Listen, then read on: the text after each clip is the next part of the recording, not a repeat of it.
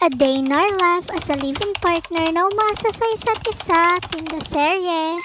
Maaga nga kami nakapamalengke ni Bes at nakapaglabas na nga rin kami ng paninda namin sa mga oras na ito. Kaya eto nga yung first customer namin, bumili nga siya ng fishball. Habang wala pa nga customer, naghugas nga muna ako dito ng mga ginamit ko para makapagluto na nga rin kami ng ulam namin. Nung natapos ko ng hugasan itong mga hugasan ng hugasin, charis.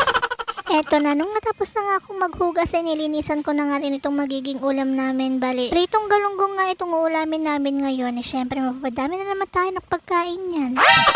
Habang nagpiprito nga si Bes ng ulam namin, ako nga ito pa video nga muna ako dito sa aming munting business. Aba, sa may hindi pa nga nakakatry na bumili sa amin dito ay bumili na nga kayo. Fast forward, syempre merienda time na, kaya naman meron na mga pailan-ilan na bumibili sa amin. Itong customer nga namin ay bumili nga siya ng 30 pesos na french fries at 40 pesos na kwek-kwek. Itong next customer naman ay bumili nga siya ng squid ball, kikiam at itong 10 pesos na cheese stick. Para nga sa mga nagtatanong kung magkano nga daw ba yung bentahan namin dito sa cheese stick, ito po ay 10 pesos for 6 pieces.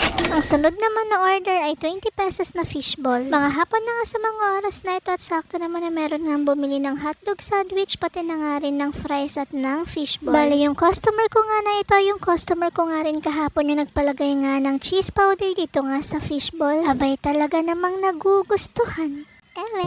Bale, dito nga sa buy one take one na hotdog sandwich na regular, binibenta ko nga ito ng 54 pesos. Hindi ko na nga pinapainit yung tinapay dahil nga yung tinapay na binibili ko ay talagang malambot na. At syempre, nilalagyan ko nga yan ng gulay kaya naman talagang mas masarap nga kainin. Kung ganito ba naman magiging merienda mo ay talaga namang craving satisfied na at busog-lusog ka na.